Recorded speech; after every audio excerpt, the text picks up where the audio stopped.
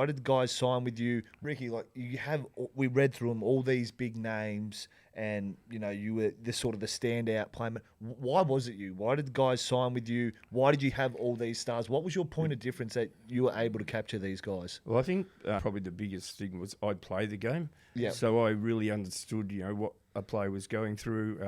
And also, too, I played at 3 clubs, so I know what it's like to get traded. Well, back in the day when I got recruited by Carlton, I was in Carlton's zone, which was around Bendigo.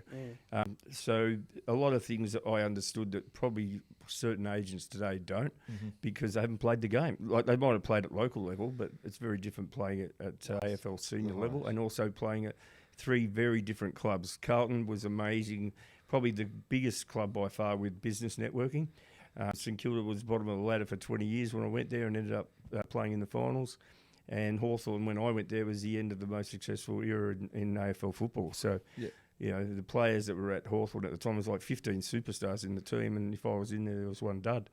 So do you think it was attractive to players that you had other big names and got very good deals for it? Like, was that a point of view for them, or? No doubt. Like, when I signed Wayne Carey, I'll be honest, his brother was managing him and said he's going to be the greatest player of all time. I'm like, yeah, whatever. Yeah. And within like 3 games, it was like, wow, he can play. Yeah. And then like 25 players at North Melbourne signed with me. A year later, I signed Gary Ablett. 30 players at Geelong signed with me. Yeah. So if you have the star player at a club, a lot will follow. Certainly back in the day, because agents didn't exist, and also no one was earning money off the field. I don't see a lot of endorsements in that these days. And also players are restricted from say doing their own podcasts or doing TV and all that these days, whereas back in my day you could do, like, the footy show started, that's right, and Eddie Maguire came to me and said, Rick, we want to get your players on there, is $700 okay? And I go, hang on, there's no other show. What about $1,500? He goes, done.